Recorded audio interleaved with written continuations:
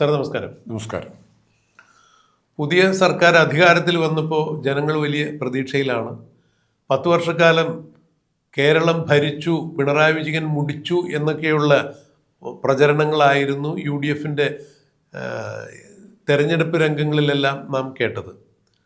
അങ്ങനെയെങ്കിൽ വീണ്ടും UDF അധികാരത്തിൽ വരുമ്പോൾ തീർച്ചയായും കഴിഞ്ഞ 10 വർഷക്കാലം ഇടതുപക്ഷ ജനാധിപത്യ മുന്നണിയുടെ ഒരു ഭരണത്തിന് കീഴിൽ വീർപ്പ് മുട്ടിയ അല്ലെങ്കിൽ നീതി നിഷേധിക്കപ്പെട്ട ജനങ്ങൾക്ക് നിയമയുക്തമായ ഒരു ഭരണം കാഴ്ചവെക്കാൻ പുതിയ സർക്കാർ പ്രതിജ്ഞാബദ്ധമാണ്. ഇവിടെ സർക്കാർ അധികാരത്തിൽ വന്നതിൻ്റെ തൊട്ടടുത്ത ദിവസങ്ങളിൽ തന്നെ സർക്കാരിനകത്ത് തന്നെയുള്ള ഭിന്നതകൾ രൂക്ഷമാകുന്നു. പുറത്തു വരുന്ന കാഴ്ചയെല്ലാം നാം കണ്ടു. VD സതീശൻ ഒരു ഉത്തരവിട്ടത് വലിയ വിവാദങ്ങളായി. അതായത് വ്യവസായ വകുപ്പ് മന്ത്രി K കുഞ്ഞാലിക്കുട്ടിയുടെ വകുപ്പിൽ വ്യവസായ സെക്രട്ടറിയായി, നവീൻ ബാബുവിൻ്റെ മരണവുമായി ബന്ധപ്പെട്ട് PP ദിവ്യയെ പോലെ തന്നെ കുറ്റക്കാരനെന്ന് പറഞ്ഞു കേൾക്കപ്പെട്ട ഒരു പേര് ആണ് അരുൺ വിജയൻ എന്ന കണ്ണൂർ കളക്ടർ.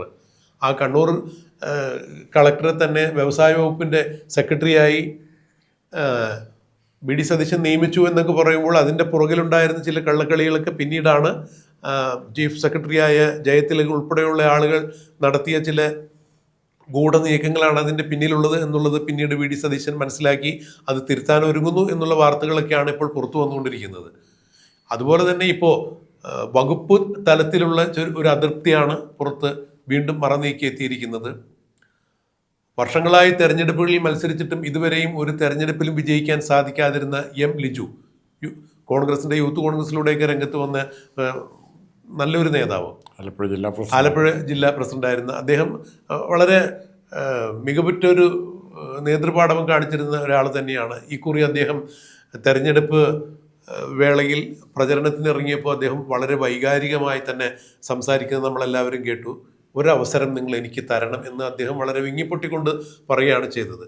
ഒരുപക്ഷെ അദ്ദേഹത്തിന് ഇപ്രാവശ്യം ഒരു അവസരം കിട്ടിയില്ലായിരുന്നെങ്കിൽ ഒരുപക്ഷെ ഇനി അദ്ദേഹം ഭരണസിരാ കേന്ദ്രങ്ങളിലേക്കൊക്കെ വരുമായിരുന്നു എന്നുള്ളത് കണ്ടറിയേണ്ടത് തന്നെയാണ്. എന്തായാലും ജനം അത് മനസ്സിലാക്കി. അഥവാ ഇടതുപക്ഷത്തിനെതിരെ ആഞ്ഞടിച്ച ആ ഒരു തീവ്രമായ ആ ഒരു തരംഗത്തിൽ ലിജു തിരഞ്ഞെടുക്കപ്പെട്ടു എന്നുള്ളതാണ്. വൈകിയാണെങ്കിലും അധികാര കേന്ദ്രങ്ങളിലേക്ക് എത്താൻ ഭാഗ്യം നിഷേധിക്കപ്പെട്ടിരുന്ന M ലിജുവിന് തിരഞ്ഞെടുക്കപ്പെട്ടതോടുകൂടി മന്ത്രിസ്ഥാനവും കിട്ടി. അദ്ദേഹം എക്സൈസ് വകുപ്പ് മന്ത്രിയായി സ്ഥാനമേറ്റിരിക്കുന്നു. ഇവിടെ മറ്റൊരു കാര്യം കൂടി എടുത്തു പറയേണ്ട കാര്യം, എക്സൈസ് വകുപ്പ് മന്ത്രിയാകുമ്പോൾ തന്നെ ഭാരിച്ച ഉത്തരവാദിത്തങ്ങൾ ഉള്ളൊരു ജോലിയാണ്. ക്രമസമാധാന പ്രശ്നവുമായൊക്കെ ബന്ധപ്പെട്ട് വലിയ വലിയ വിഷയങ്ങൾ നടക്കുന്ന സ്ഥലം കൂടിയാണ്. അവിടെയാണ് മുൻ ക്രമസമാധാന ചുമതലയുണ്ടായിരുന്ന കേരളത്തിൻ്റെ ഒരേ ഒരു ADGP, ക്രമസമാധാന ചുമതലയുണ്ടായിരുന്ന ഒരേ ഒരു ADGP ആയിരുന്നു MR അജിത് കുമാർ.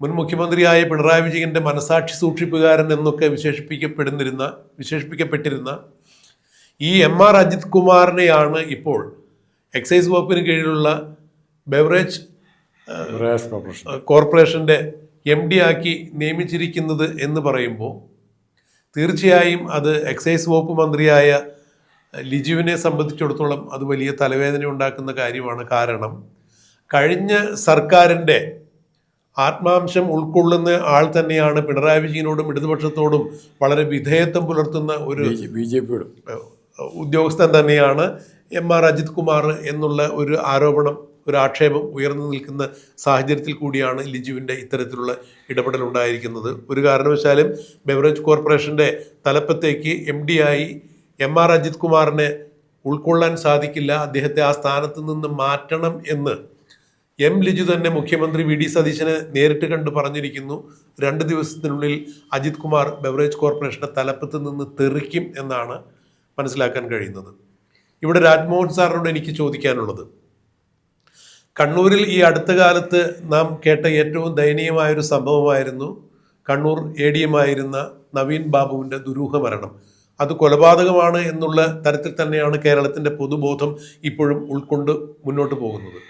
അതിന് കാരണക്കാരി എന്ന് പറയുന്നത് കണ്ണൂർ ജില്ലാ പഞ്ചായത്ത് സെക്രട്ടറി ആയിരുന്ന ജില്ലാ പഞ്ചായത്ത് പ്രസിഡന്റ് ആയിരുന്ന PP ദിവ്യ, കമ്മ്യൂണിസ്റ്റ് പാർട്ടിയുടെ കണ്ണൂരിലെ സാരി ഉടുത്ത പിണറായി വിജയൻ എന്നറിയപ്പെട്ടിരുന്ന PP ദിവ്യ.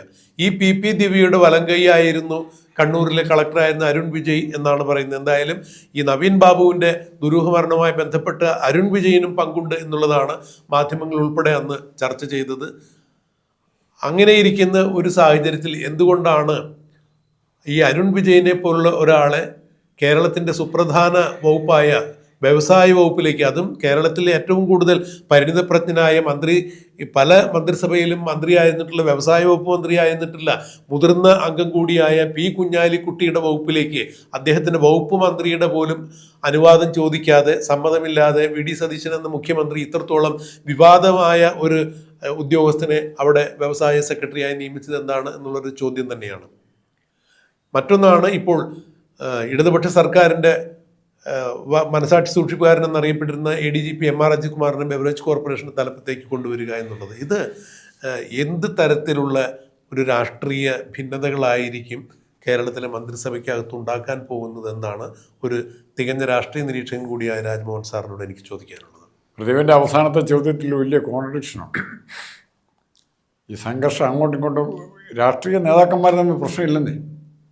ഇപ്പം നമ്മൾ KM എബ്രഹാം കിഡ്ബിയുടെ പറഞ്ഞു, അദ്ദേഹം ആരായിരുന്നു? KM മാണിയുടെ, അതായത് CPM-കാരെ ഏറ്റവും കൂടുതൽ തെറി പറഞ്ഞിരുന്ന KM മാണിയുടെ ഏറ്റവും വിശ്വസ്തനായ ധനകാര്യമന്ത്രിയായിരുന്നു.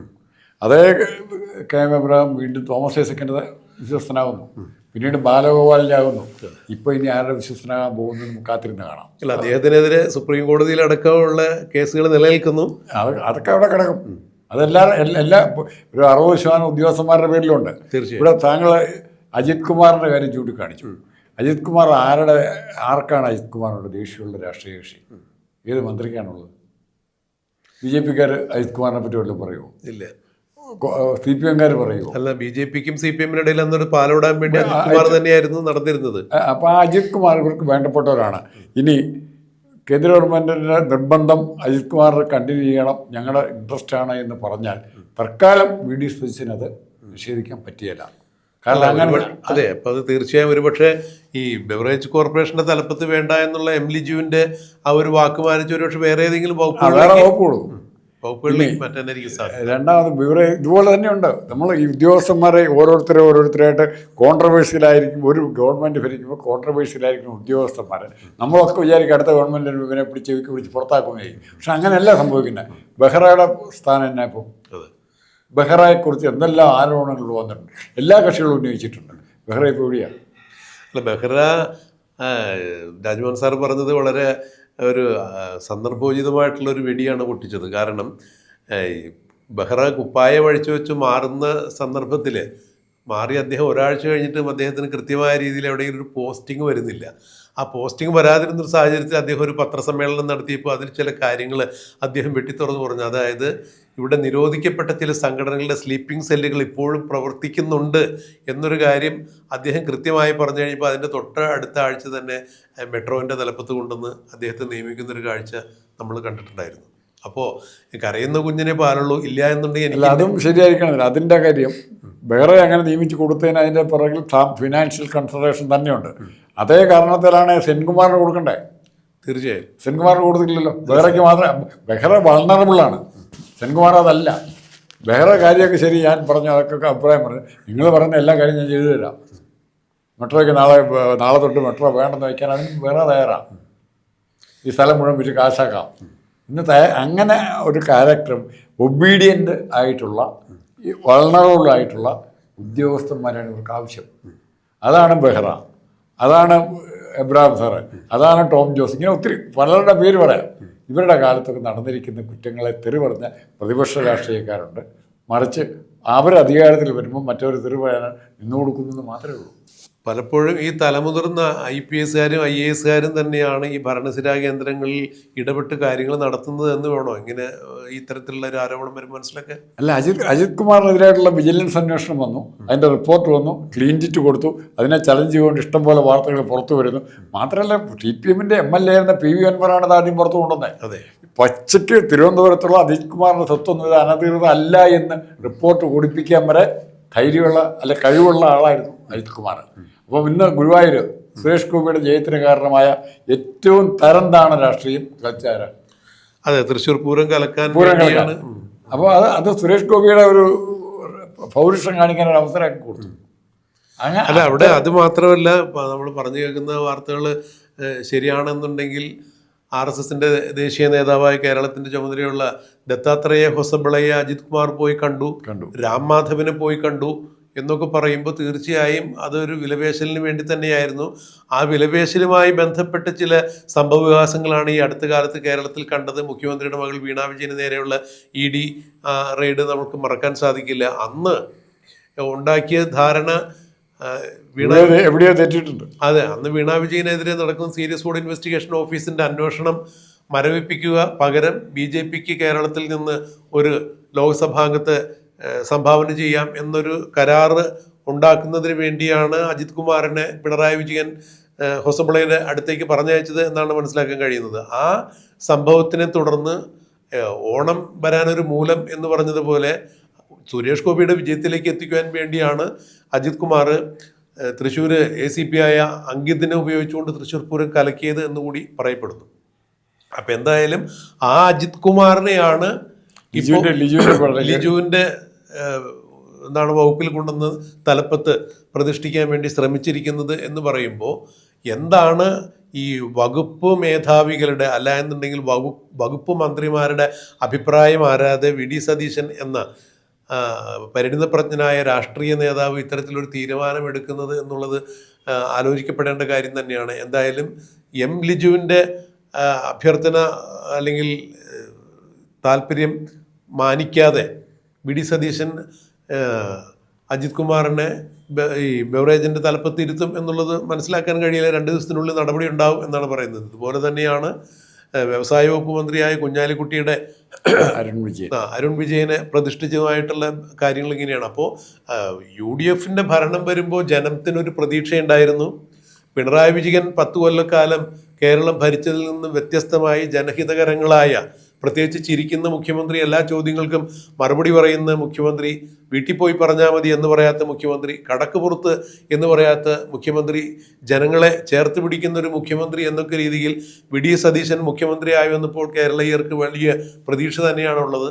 അപ്പോൾ തീർച്ചയായും VD സതീശൻ്റെ ഭാഗത്ത് നിന്ന് അനുചിതങ്ങളായ തീരുമാനങ്ങളൊന്നും തന്നെ ജനം പ്രതീക്ഷിക്കുന്നില്ല. പക്ഷേ ഇപ്പോൾ പുത്തരിയിൽ കല്ല് കടിച്ചതുപോലെ എന്ന് പറഞ്ഞതുപോലെ തന്നെയാണ് മറ്റുള്ള മന്ത്രിമാരുടെ വകുപ്പുകളിൽ പോലും ഇടപെട്ട് VD സതീശൻ തീരുമാനമെടുക്കുന്നു എന്നുള്ള ചില സൂചനകളും അതിനോടനുബന്ധമായ ചില വാർത്തകളും എല്ലാം പുറത്തു വരുന്നു. എന്തായാലും ഇതിൽ കൃത്യമായ രീതിയിലൊരു തീരുമാനം VD സതീശൻ എന്ന മുഖ്യമന്ത്രി കൈക്കൊള്ളും എന്ന് നമുക്ക് പ്രത്യാശിക്കാം.